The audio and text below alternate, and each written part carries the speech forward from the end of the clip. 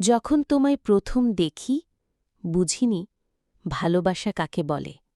শুধু অনুভব করেছিলাম এই মেয়েটা আমার পৃথিবী বদলে দিতে পারে।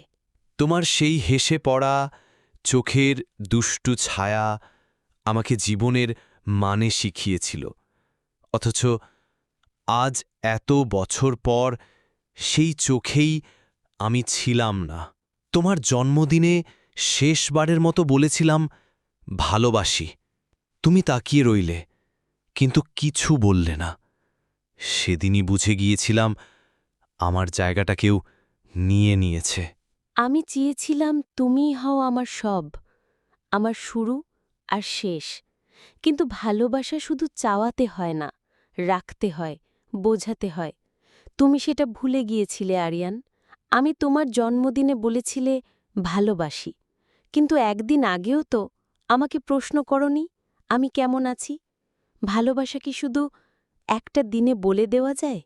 আমি চেয়েছিলাম তুমি নিজে থেকে বোঝো, বারবার বলতে চাইনি। তবু বলেছিলাম, না শুনে গেলে। আজ তুমি অভিমান করো, অথচ ভুলটা ছিল আমাদের দুজনেরই।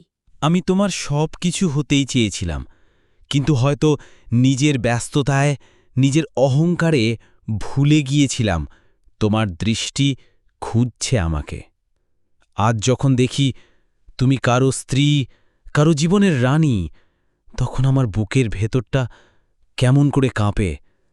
তবু হাসি মুখে বলি, তুমি ভালো থেকো। তুমি যাকে পেয়েছ সে যেন তোমার চোখের ভাষা বুঝতে শেখে, আমার মতো ভুল না করে। আমি আজও মাঝে মধ্যে তোমার নাম দেখি ইনবক্সে, পুরনো মেসেজে, যেগুলো আর রিপ্লাই আসে না। ভালো থেকো তুমি।